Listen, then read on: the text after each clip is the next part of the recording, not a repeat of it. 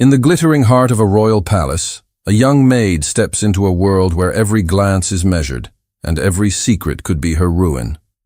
When the prince, accustomed to having all he desires, moves to claim a kiss, she meets him with a warning that halts him in his tracks. If you kiss me, you'll regret it. What begins as defiance ignites a dangerous game of pursuit, where power, pride, and an unspoken truth threaten to change both their destinies forever. The morning had the brittle chill of early March, the kind that seeped beneath wool and bone. Mist hovered over the road as the carriage rattled past the last hedgerows, and the Palais de Valmont rose into view like a vision engraved in gilt and frost. Céleste Duret pressed her gloved hands together and stared, as if staring might steady the uneven tempo of her breath. The palace sprawled across the gentle slope north of Paris, all pale stone and long windows winking faintly with reflected light. The world here seemed measured and precise, from the clipped yew trees to the symmetrical flights of steps, as if even nature had been asked to mind its manners. At the gates, liveried guards admitted the carriage with the indifference of those who see splendor daily. The courtyard within was already awake, ringing with the controlled bustle that prefaced a grand evening. Footmen crossed from one wing to another with crates of crystal, a gardener shook dew from cut branches destined for flower arrangements, and a line of scullery boys hurried toward the service entrance, faces pink from the cold. Nothing dawdled, nothing lingered. Even the pigeons took wing as if following unspoken orders. When Céleste's boots touched the stone, her legs felt at once too light and too heavy. She lifted her trunk only a few inches, before a maid with rolled sleeves and quick hands relieved her of it, nodding toward a low door tucked beside an arch. Inside, the air warmed and thickened with familiar scents: soap, starch, beeswax, the faint roast of something turning on a spit far away. A bell rang from some hidden corridor, its note crisp as a pebble dropped in water, and Céleste's guide moved faster. They wound down a passage whose walls bore genteel scars, arras of polish upon polish, small nicks with softened edges, until the corridor widened and disgorged them into the servants' hall. Madame Lefebvre was waiting there as if she had anticipated the exact second Céleste would arrive. Her presence drew the frenetic energy of the room into neat lines. She was not tall, yet everything about her seemed unwavering, from the straight set of her shoulders to the clean knot of her dark hair. She could have been carved from discipline and dressed in authority. Without flourish or welcome, she looked Céleste over, not unkindly but thoroughly, as though inventorying a new addition to a well-ordered household. Céleste stood very still. She knew better than to fill silence with explanations. She kept her eyes at a respectful level and wondered if Madame Lefebvre could hear how fast her heart was moving. The housekeeper's instructions came in a clear, efficient stream. Duties would begin at once. The palace was receiving an ambassador that night, and every inch of marble and velvet must reflect the dignity of the host. There were linens to be boiled and pressed, fires to be tended in rooms that had not seen guests in months, stair runners to be beaten and returned before anyone from the upper floors set a foot on them. Much would be asked, and little would be said about it. Here, one worked as if the walls themselves were watching. When Madame Lefebvre spoke of the private quarters, however, she paused long enough for emphasis to cool the air. Discretion was not a suggestion, but a rule cemented by the very foundations. Those who kept their observations to themselves thrived. Those who did not drifted away and were not spoken of again. Céleste felt the meaning of that settle like a cloak, too heavy to shrug off, too necessary to refuse. Then came the first task. Céleste was to deliver fresh linens to the rooms of Prince Adrien de Valmont, and to ensure that the bed linen and table napery were of the correct number and fold. She was told which corridor to take, which door to use, and at what angle to set the newly laundered pile, so the prince's valet could reach it easily, without disturbing the arrangement of the room. The words themselves were simple. The weight carried behind them was not. Céleste accepted the stack of linen, warm still from the press, its edges sharp with starch. The fabric smelled faintly of lavender water, a luxury meant to be noticed only if one was of the rank to notice such things. Cradling the pile carefully, she made her way from the tucked bustle of the servants' hall to the first of the palace's grand galleries. Here, sound changed. The floors were parquet, intricate geometric patterns that seemed almost too fine to be stepped upon. Every footfall sent a muted echo ahead, and every echo sounded like an announcement. Tall windows ran the length of the hall, their panes catching a sky the color of pearl. Heavy frames held oil portraits whose eyes followed a person's progress in a way that felt personal. Celeste walked the measured line down the center, conscious of the straightness of her spine, the steadiness of her hands. She had never needed to breathe more quietly. From beyond a closed door came a brief hum of stringed instruments, a rehearsal, she thought, for the evening's entertainment. She smelled oranges and cloves where a tray of pomanders had just been carried past, the scent clean and bright against older, deeper aromas, the polish on the banister, the faint ash of a grate recently swept. The palace spoke a language of small details. Celeste listened because she had to, and because it steadied her to make sense of the place by the things it chose to emphasize. She reached the long gallery that led to the prince's apartments and paused, just for a heartbeat, at the threshold. The air here held another temperature, subtler than warmth or chill, a refinement that seemed to press against the skin like a glove. The door at the end stood open by a fraction, the gap no wider than a thumb. Through it, sunlight fell into the room beyond in a slanting sheet, catching dust motes and making tiny constellations of them. She had been told she might not see the prince himself, that he would be occupied with matters of state and ceremony. That possibility hovered, as a small mercy. She drew another breath and went on. Inside the anteroom, the quiet was different again. Close. Attentive. She crossed to a side table and set the linens down exactly where she had been instructed, aligning the edges with the grain of the wood. The pile settled with a faint sigh, a whisper against the polished surface. She smoothed the top with one palm, fingertips catching on the crispness of the fold. For a moment she allowed herself to look, truly look, beyond the task to the room itself. The windows were tall enough to make the outdoors feel like a painting. Light rested on everything, gilding the curve of a chair leg, the fine filigree of a clock's casing, the embroidery of a ceremonial coat draped carelessly over the back of a chair as if someone had shrugged it off mid-thought. The coat drew her gaze. The thread, gold and subtle, caught the sun and held it in tiny, patient flames.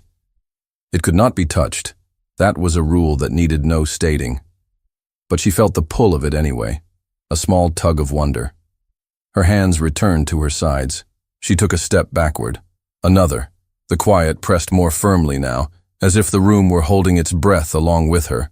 She turned, and the white frame of the open door widened in her periphery. She could leave as soundlessly as she had come. She imagined walking the length of the gallery again, the portraits watching, the music a rumor at the edge of hearing. The doors closed, not slammed, closed with deliberation, two halves meeting with the soft finality of a secret being decided. The sound reached into her and plucked at something taut. She pivoted so fast that the hem of her dress rasped against the floor, her pulse lifting and punching at her throat. The room was the same, and not the same. The light still lay across the carpet, but it seemed to lie heavier. He was there, close enough that the air around him felt changed, as if it understood it had been tasked with carrying his presence and had become denser for the honor. He did not move to the side or dip his head in courteous apology. He simply occupied the doorway, precise and unmoving, and in doing so, he occupied the exit as well. His attention fixed on her, as if fastening a clasp. Celeste did not drop her gaze. Her training had always said to look a little lower, to blend into the margin of the page rather than the center. But there was no margin in a room like this, and the page would not turn until someone moved. The scent of starch lifted from the linen behind her. The clock on the mantel ticked with exaggerated calm. Somewhere far off, the echo of a bell clipped the hour, sounding oddly cheerful in a room that had entirely forgotten how to be at ease. She felt the beat of her heart in her palms, in the base of her throat, in the soft places where a person could not be armored. Her mouth was dry. Her mind, for once, did not run ahead to consequences. It could not.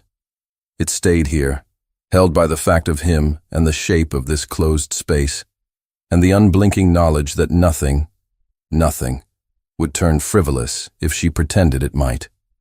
His gaze did not waver. The coat with its patient flames hung where it had hung. The light reached no farther than it had before. It was the same moment remade, threaded now with an awareness that had not been asked for and could not be put down. The prince took a step forward, his gaze unyielding, and said in a low voice, "I don't believe we've met." Prince Adrian's voice carried the sort of quiet authority that made refusal feel like a breach of protocol. The words were not a question so much as an opening to something he had already decided would occur. He stood with a composure that suggested leisure, though every inch of him was aware, deliberate. The white shirt he wore hung open at the collar, the faint V of skin catching the light. The sleeves were rolled once, just enough to expose the sinew in his forearms, the movements of his hands as unhurried as if time itself bowed to his will. Celeste's fingers curled slightly at her sides.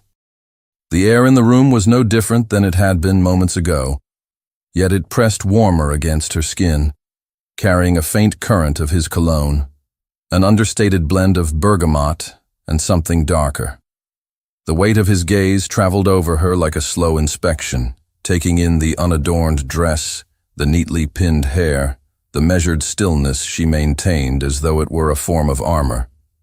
He began to circle her with a step so silent the floorboards might have been holding their breath. The faint creak of his leather boots was softened by the thick carpet. The sound swallowed almost before it reached her ears. Celeste kept her eyes forward, allowing herself only the smallest turn of her head to follow his movement. Her pulse quickened despite her resolve, each beat an insistent reminder of the closeness she could not control. The room itself seemed to conspire with him. Sunlight from the tall windows pooled in long golden stripes on the floor, and in one of these he stepped, the light touching his cheek, outlining the straight bridge of his nose and the faint, unshaven shadow along his jaw. His voice, when it came again, was low and even, threaded with a curiosity that felt less like idle interest and more like a quiet demand. He asked where she was from, how long she had been in the palace, though each question landed not as a request for knowledge, but as a measure of her reaction. Her replies were short, careful, the sort of answers that gave nothing more than they were meant to give. She could not read his thoughts entirely, but she felt the way his attention sharpened at certain pauses, as though mapping out the places she chose to leave silent. The music from the distant ballroom reached them in faint swells, a waltz slowed by the thickness of the walls, and the sound seemed to underscore the deliberate rhythm of their exchange. His gaze flicked toward the pile of linens she had set on the table, but it was a glance in passing, quickly returned to her face. The faint southern lilt in her speech seemed to have caught his notice, for the corner of his mouth lifted in something between amusement and intrigue. He made a remark about it, one she could not quite categorize as compliment or warning, and then closed the space between them with the ease of someone accustomed to having the path cleared before him. The sunlight shifted fractionally as a cloud passed outside, dimming the room into something more private, less touched by the world beyond these walls. Celeste's hands remained steady, though the warmth in her chest betrayed the calm she attempted to keep. She was aware of the way his height cast her in partial shadow, the faint rustle of fabric as he adjusted his stance. His eyes held the kind of confidence that presumed she would not move unless he allowed it, and the longer she stood before him, the more the air felt like a net drawn close. A glint of something, not quite impatience, not quite play, appeared in his expression, as though he had tested her composure long enough and found it both vexing and compelling. His gaze dropped briefly, not to the linens, but to the faint rise and fall of her breath. Then, without any shift in tone or posture, he closed the final inches between them. The nearness was startling in its quietness. No grand gesture announced it. It was simply there, his presence filling the narrow space, his shadow mingling with hers. She could feel the heat that rose from him, the subtle movement of the air as he drew in a breath. For a moment, nothing in the room moved except the pendulum of the mantel clock, its slow, metronomic swing marking the seconds with deliberate patience. Her mind searched for a path out of the moment, words that could disperse the intensity, steps that could create the distance she knew she needed, but none presented themselves quickly enough.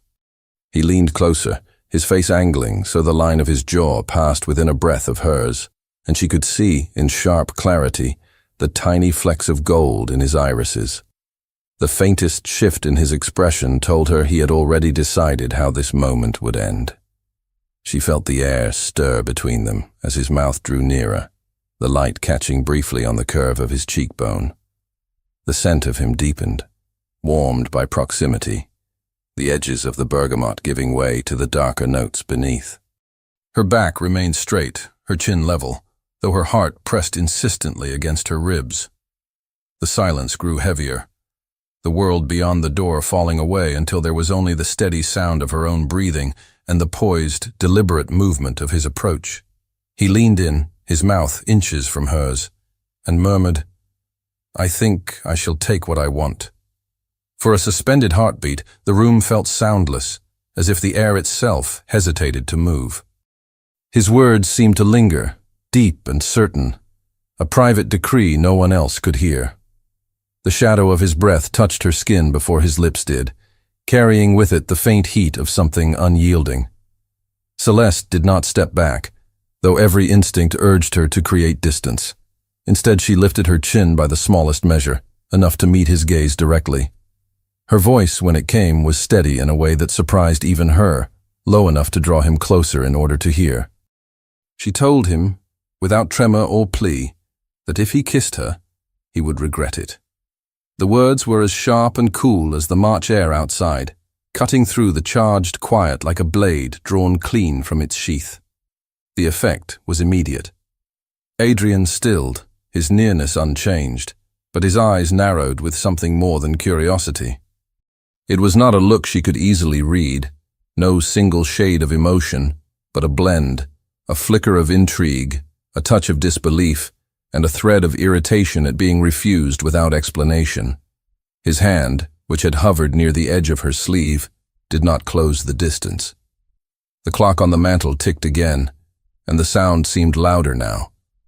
Beyond the tall windows, a pale shaft of sunlight caught on the glass, glinting before a passing cloud dulled it. His gaze roamed over her face as though searching for the point where her resolve might crack. She gave him none. A silence settled between them, heavier than the one before, and Celeste felt the weight of it pressing along her shoulders. The scent of polished wood, beeswax, and the faint lavender from the linens was almost stifling in its stillness. She wondered briefly if she had gone too far, but only briefly. Whatever trouble her words might stir, the alternative was worse. At length, Adrian drew a slow breath and stepped back, the movement controlled, deliberate, without the suddenness of retreat. His gaze never left her, as though the space between them had not erased the impact of what had just passed. The faintest curve touched his mouth. Not quite a smile, more like a mark of acknowledgement, or perhaps a promise that this was not finished. Celeste took the opportunity to turn, reclaiming her focus on the folded linens, lifting them again with practiced care. She intended to walk to the door, to cross the gallery and leave him behind for the rest of the day if possible. But before her hand touched the door frame, his voice sounded again, quieter this time, carrying a weight that seemed to follow her into the hallway even before she stepped there. The words were not a question. They were an assertion, one that trailed after her like a hand that had not been physically laid but was felt nonetheless. The prince told her, in the same tone he might use to announce a future certainty, that one day she would explain exactly why he would regret it. The phrase chased her into the gallery, the polished floor gleaming beneath her steps. She did not look back. The air in the corridor was cooler, its draft a muted relief against the warmth she had left behind. Farther down, the sound of brisk footsteps and the soft scrape of a cart's wheels announced the presence of other servants. She merged into the rhythm of the palace's work without allowing her pace to quicken. Yet even as she carried the linens toward the next task, she was aware of the echo of that closed room, the stillness, the proximity, the moment where choice and defiance had collided. And though she forced her breathing into an even cadence, the awareness lingered in her chest, as if the encounter had left an imprint too deep for the passage of a single corridor to erase. She could not know whether his smirk had been the end of the matter or the beginning. The palace seemed to hum faintly around her, the vibrations of movement and purpose hiding in the walls, in the small sounds of work continuing as though no one inside had paused to listen to anything but orders. And yet, beneath the surface, she felt it. The same poised quiet as before a door closes. One day, you'll explain to me exactly why I would regret it. The rest of the morning unfolded in a blur of tasks that allowed no room for reflection, though Celeste carried the earlier encounter like an uninvited weight. The servants' hall was alive with the constant shuffle of feet and the clatter of work. Brass sconces were polished until they caught every thread of light, and the scent of beeswax hung heavy in the air. She kept her head down, folding into the rhythm of her duties, willing herself to blend with the quiet industry around her. Near midday, she joined two of the senior maids in preparing a set of embroidered table runners. The long strips of linen were pressed beneath irons heated on the stove, the metal hissing softly as it met the damp weave. The older women worked in easy silence, but Celeste sensed their glances. Brief, sidelong, measuring. In the palace, news traveled in whispers, and she suspected that her arrival in the prince's apartments had already been noted. When one of them stepped away to fetch a replacement iron, the other leaned toward her companion, voice pitched just low enough to make the words feel furtive. The sound of Celeste's own name reached her before the rest was swallowed by the room's constant rustle. She bent closer over her work, pretending not to hear, yet the awareness prickled along her spine. From the kitchens came the mingled aromas of roasting pheasant and fresh bread. The cook's sharp instructions cut through the steady clink of utensils, and boys darted past carrying heavy trays, the warmth of the ovens radiating off their flushed cheeks. Celeste was sent to collect flowers for the dining hall, and she found the vases waiting in neat rows along a side table. She arranged them carefully, the stems bending beneath her fingers, releasing green, damp scents into the air. The banquet preparations threaded through every wing of the palace. Footmen moved in pairs to carry polished silver platters toward the grand dining room, where the long table gleamed under crystal chandeliers.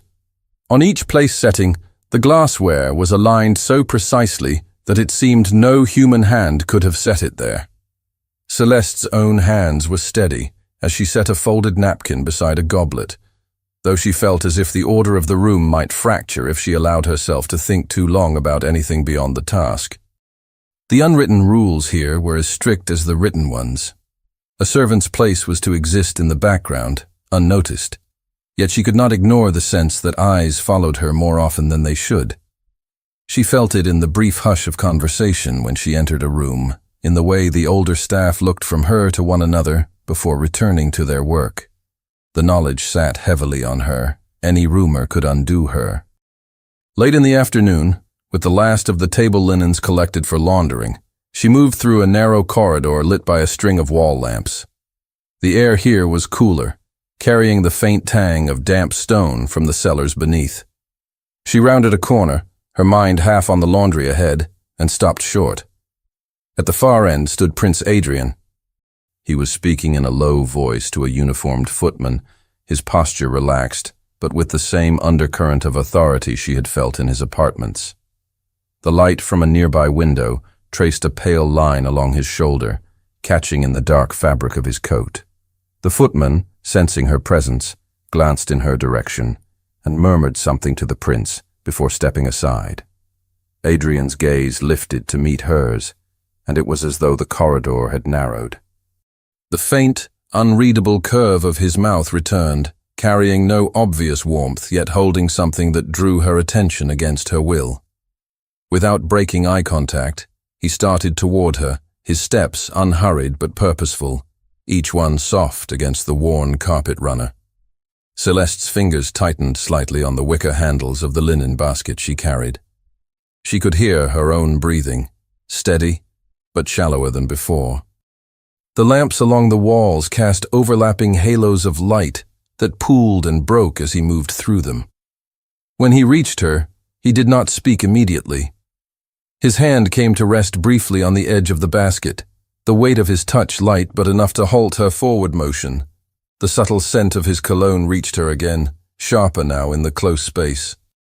His eyes held hers, the kind of look that required acknowledgement, as though he expected her to answer a question he had not yet asked.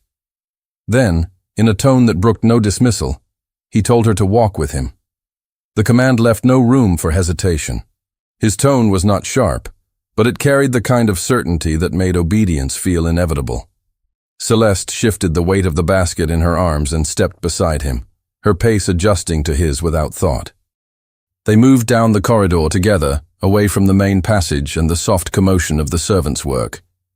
Here, the air was cooler, tinged with the faint scent of old stone and the sharper note of polish from the wainscoting. The corridor narrowed, the high windows clouded with a pale film that blurred the view of the gardens beyond.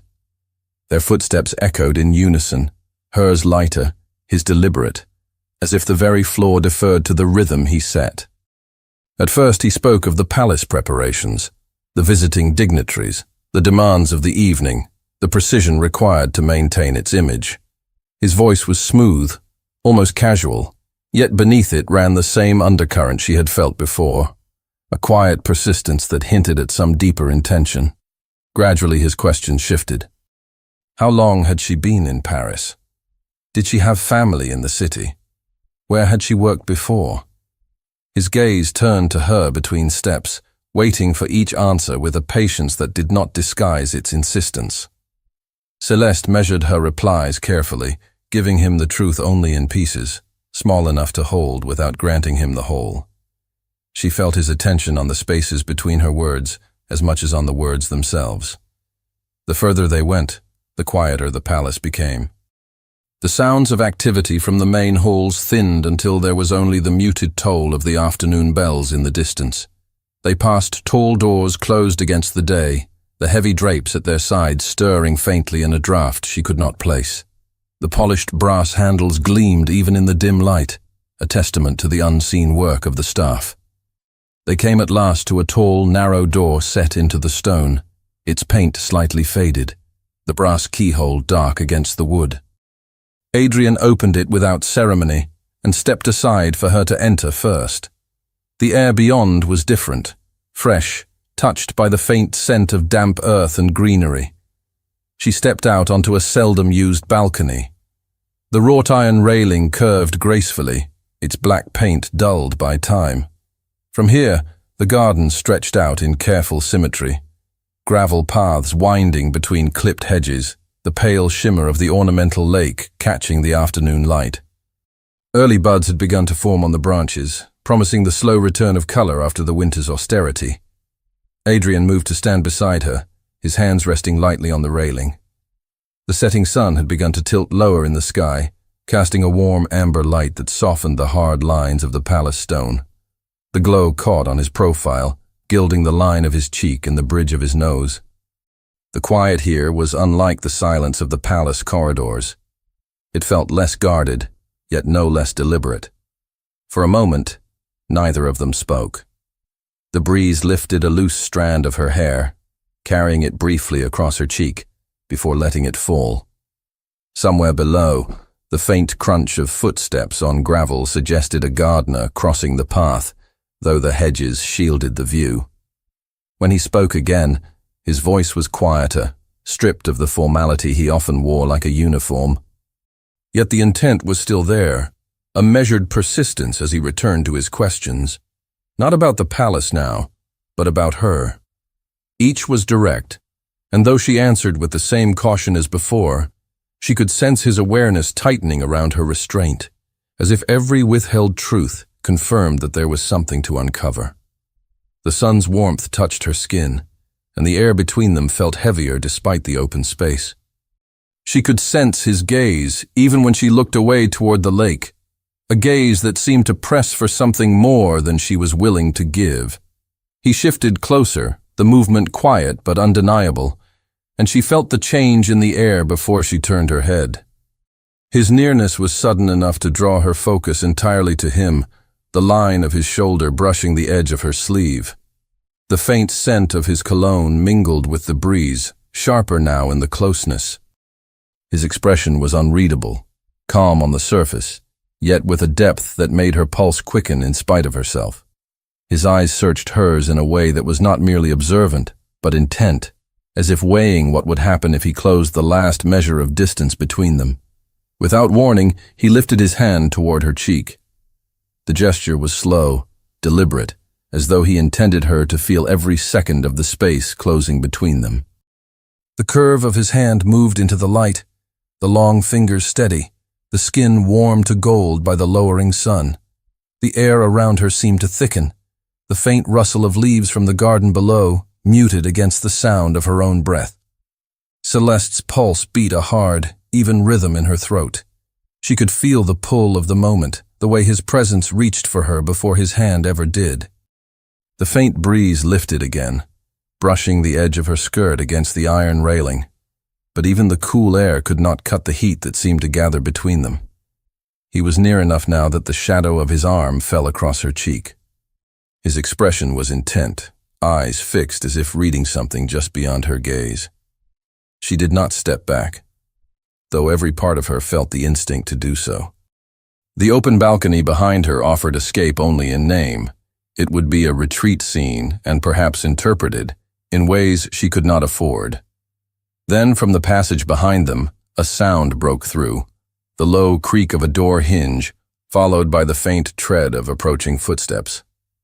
Adrian's hand paused, hovering close enough that she could feel the warmth radiating from his skin. His head turned slightly toward the noise, the taut stillness in him shifting into something sharper. The footsteps grew clearer, measured but quick, until a figure appeared in the doorway. A valet in dark livery, bowing with a precision that suggested urgency. He announced that the prince's presence was required in the reception hall. The words hung in the air, formal and efficient, but threaded with enough weight to make Adrian step back. He straightened without haste, his gaze returning to her for one last measured glance. Whatever intention had driven him a moment earlier was folded neatly away, leaving no obvious trace save for the charge in the air that had not yet dispersed. The valet stood aside, waiting, and Adrian gave a brief nod before crossing the threshold back into the corridor. His movements were unhurried, but there was something in his stride that made it clear he had already set this moment aside for another time. Left alone, Celeste turned her eyes to the gardens again, as though their order and symmetry could steady her. The sky above the lake had deepened to a muted gold, and the first faint chill of evening pressed through the fabric of her dress. She let the breeze pass over her, willing her heartbeat to slow. She could still feel the nearness of him, not as a touch but as a presence, an imprint on the space where she stood. The muted sounds of the palace carried faintly from inside, the distant clink of silverware, the shuffle of chairs being moved into place for the evening's banquet. Stepping back from the railing, she moved toward the door and returned to the narrow corridor, retracing the path they had taken earlier. Servants hurried past, carrying trays and baskets, their eyes fixed on their tasks. She kept to the edge, slipping back into the pace of the palace, each step a quiet assertion of control she was determined to keep. By the time she reached the main service hall, the bustle had intensified. The ballroom was nearly ready. The crystal chandeliers above caught the light from dozens of candles, sending small constellations shimmering across the polished floor. The long tables gleamed under silver candelabra, their flames steady in the still air. Celeste joined the other maids in circulating through the room, replenishing champagne flutes and ensuring no detail was overlooked. She moved carefully, her expression composed, even as her mind replayed the interrupted moment on the balcony. The banquet began, the room filling with the hum of conversation and the low strains of music from a small ensemble. The scent of pheasant and rich sauces drifted from the sideboard, mingling with the perfume worn by the guests. As she worked, she was aware, though she never allowed herself to look directly, that Adrian was present at the head of one of the long tables, engaged in conversation with a foreign ambassador. Once, as she passed behind his chair carrying a fresh decanter of wine, her eyes met his briefly. There was no greeting, no movement that might draw notice, but the glance was deliberate, holding her for the space of a breath before she moved on. The evening stretched on, marked by toasts and courses served in careful succession. From her place at the edge of the room, Celeste saw the way the prince's attention would shift subtly, as if tracking her through the ebb and flow of the gathering. When the final toast was raised, crystal catching the golden light, the guests applauded politely before beginning to rise from their seats. In the shifting movement of the crowd, she caught sight of him again. Adrian stood, excused himself from the ambassador's company, and began to cross the room, straight toward her. The movement of the crowd seemed to part for him without effort, the shifting tide of silks and black coats bending subtly around his path. Adrian crossed the ballroom with the unhurried certainty of someone who never needed to press for space. His eyes never left her, and each step drew the air tighter in her lungs. Celeste adjusted the tray in her hands, though it was already empty, using the small act to steady herself. The hum of voices dulled against the sharper awareness of his approach. She could hear the faint rasp of his boots on the parquet floor beneath the overlapping murmur of guests exchanging farewells. Candlelight slid over his shoulders, gleaming faintly on the buttons of his coat and the smooth fall of dark hair above his collar. When he reached her, there was no pause, no courteous distance. His hand came to her arm, firm enough to guide, not so tight as to alarm, but without offering the possibility of refusal. She felt the pressure of his fingers through the thin fabric of her sleeve, the warmth that contrasted with the cool metal of the tray she still held. He steered her away from the nearest cluster of guests, angling toward a side door that opened into a quieter corridor. The noise of the ballroom receded behind them, replaced by the hollow acoustics of the narrower space. Here, the light came from wall lamps spaced far apart, leaving patches of dimness between them. The cool air carried a trace of damp from somewhere deep within the stone. Her footsteps were light against the floor's polished boards, his heavier, more assured. She could feel the measured pace he set, one that conveyed purpose but not haste. At the far end, he stopped, turning to place himself between her and the exit. The shadows softened the sharpness of his features, but his eyes held their same steady intensity. He didn't raise his voice. He didn't need to. The silence between them felt deliberate, stretched until it pressed against her skin. Celeste kept her chin level, her hands still at her sides. The distance between them was no more than a pace, close enough that she could make out the fine stitching at the edge of his cravat, the faint gleam of gold on the signet ring he wore. His questions came without preamble, each one shaped to leave no space for evasion. Why had she chosen to work here? Who had recommended her? Did she know how easily one could be lost in the palace without ever stepping outside? His voice was calm, but each word carried the weight of command. She answered as she had before, with precision, but little more than she wished to give. His gaze sharpened at the careful omissions, as though he recognized the boundary she was holding and was deciding whether to cross it. The air between them thickened until the faint sound of approaching footsteps broke it.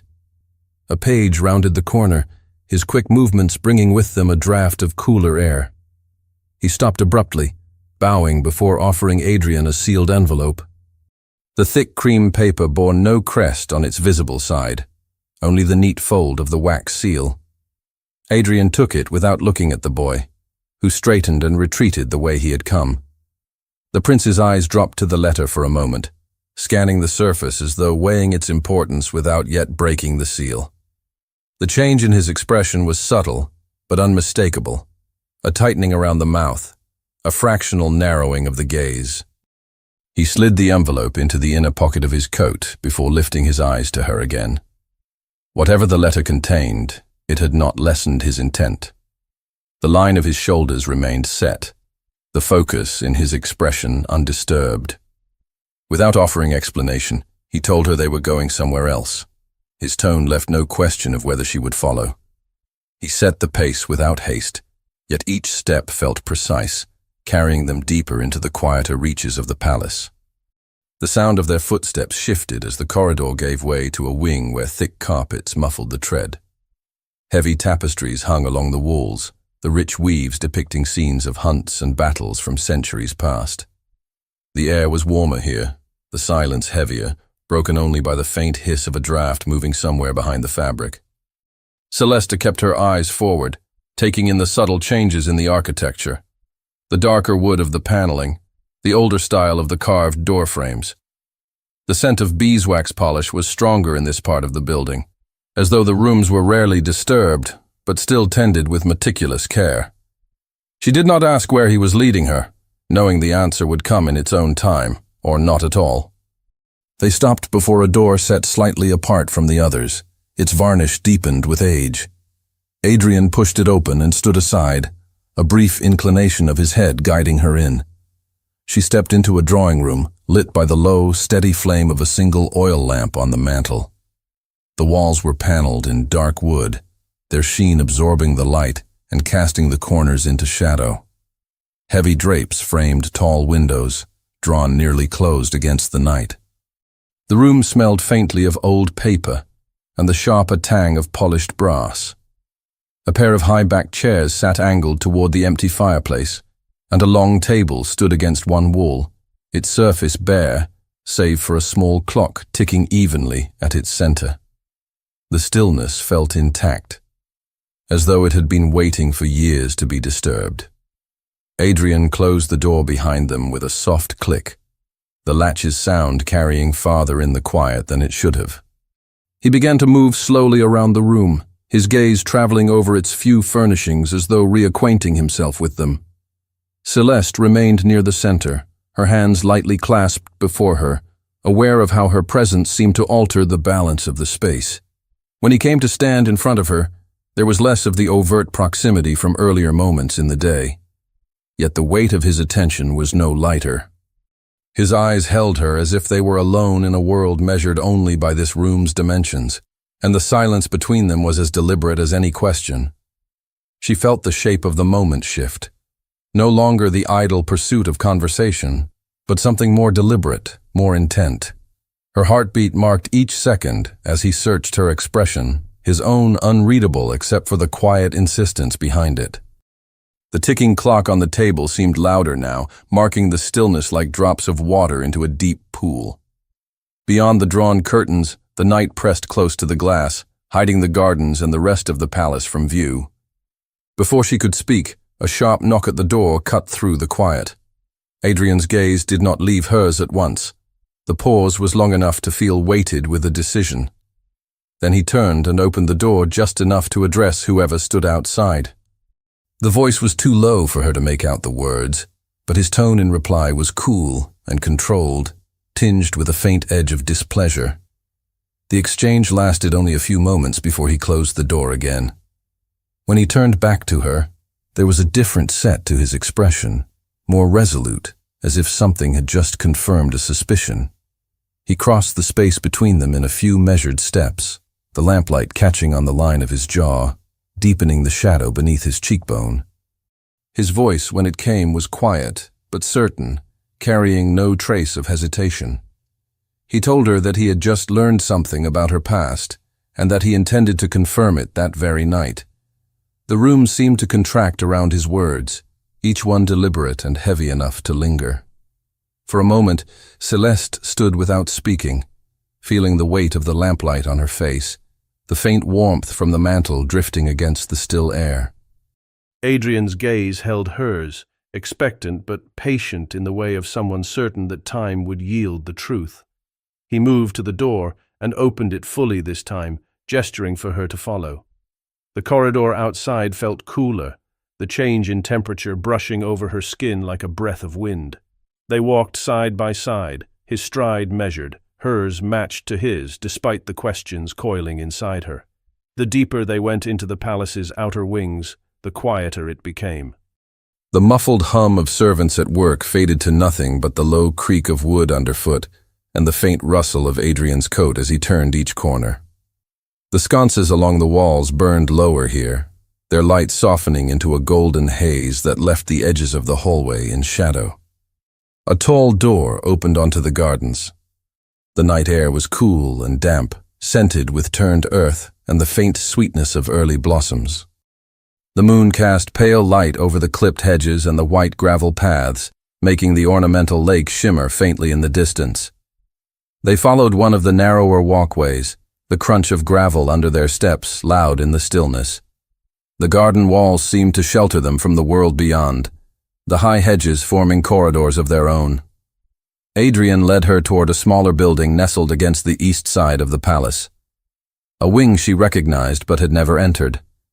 Its windows glowed faintly from within, and when he opened the door, the air shifted to the dry, aged scent of parchment and leather.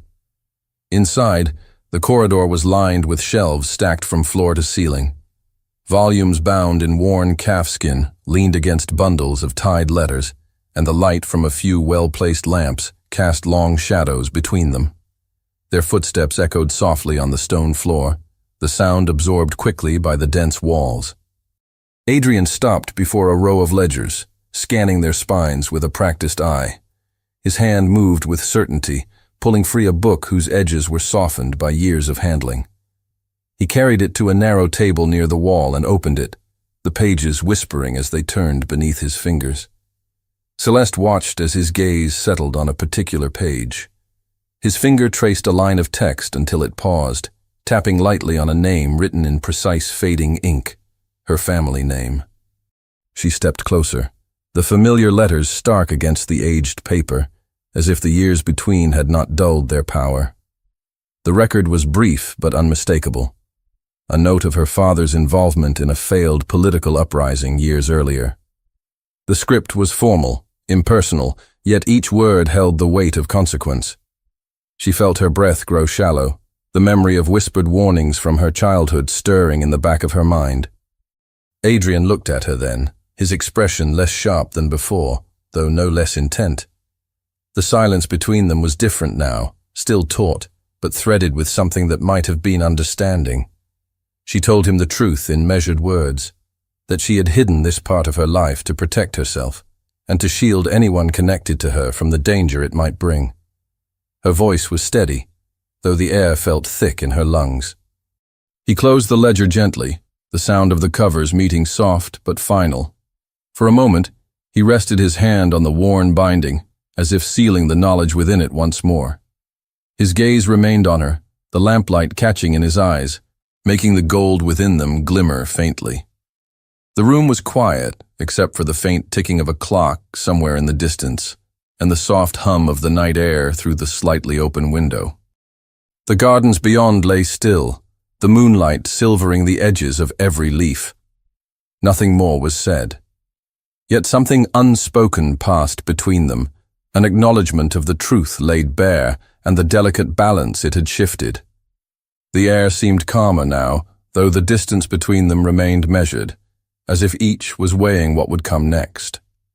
The first light of morning lay pale across the gardens, turning the dew into a scatter of silver drops. The mist clung low over the ornamental lake, drifting slowly in the still air. Inside the palace, the quiet hours before the day's full stir held a kind of suspended calm. Celeste moved through the long gallery, her steps soft against the parquet. The tall windows drew in the morning light, painting the floor in narrow bands of gold. Beyond the glass, lilacs had begun to bloom, their faint fragrance slipping in through an open pane. She carried a folded stack of table linens, the starch in them still sharp from the press, the scent of lavender water rising faintly with each step. Her mind was not on the linens. Fragments of the previous night moved through her thoughts. The pages of the ledger, the cool air in the archives. Adrian's gaze fixed on hers as the truth had been spoken aloud. There had been no promise in that moment, no threat either, only the certainty that the balance between them had shifted, though she could not yet see where it would settle. The sound of footsteps reached her, before she saw him. Adrian appeared at the far end of the gallery, his coat unbuttoned, the light catching faintly on the edges of the dark fabric. His presence changed the air as it always did, a quiet command that was felt before it was heard. They met in the center of the gallery, the silence between them carrying more weight than words. He looked at her as if measuring not what she would say, but what she would allow herself to feel. The pale light softened the lines of his face, catching on the faint shadow of stubble along his jaw.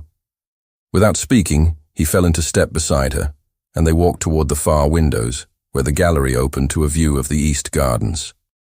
The gravel paths were still empty, the clipped hedges casting long shadows across the grass. A pair of white doves circled above the lake before settling on the balustrade, their feathers bright against the stone. At the last window she stopped, resting her hands lightly on the sill. The air drifting in was cool and clean, touched with the scent of lilacs.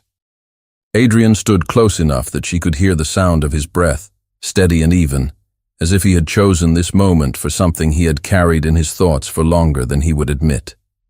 Their conversation began quietly, shaped by the kind of honesty that only comes when the usual barriers have been worn thin. They spoke of trust, of the cost of truth, of the ways life in the palace demanded silence even when silence came at a price. Her words were deliberate, but there was no attempt to hide the weight behind them. His responses were measured, his tone steady, yet she felt the sincerity in each one. The space between them closed, not abruptly, but with the slow inevitability of a tide. His gaze did not waver, and she found herself holding it without the instinct to look away. The sounds of the palace were distant here, muted by the thick walls and the early hour. Only the rustle of leaves in the garden broke the stillness. When he reached for her, it was without hesitation. His hand came to rest lightly against her cheek, the warmth of his skin a contrast to the cool air. She did not step back. Her breath deepened, though her posture remained steady. The faint trace of bergamot from his cologne lingered in the space between them, familiar now, though no less arresting. His eyes searched hers, not with the probing intent of earlier encounters, but with something quieter, more deliberate. The nearness carried no demand, only the weight of a choice offered. When his lips touched hers, it was not the taking he had once implied. It was an asking, one she answered without words. The contact was gentle at first, as if testing the truth of the moment, before deepening with the certainty of something neither of them had planned but both had reached. The warmth of it unfolded slowly, matched by the steadiness of his hand at her cheek, and the stillness of the gallery seemed to hold its breath around them. The world outside the tall windows went on unchanged. The mist lifting from the lake, the doves preening in the growing light, the lilacs swaying faintly in the breeze.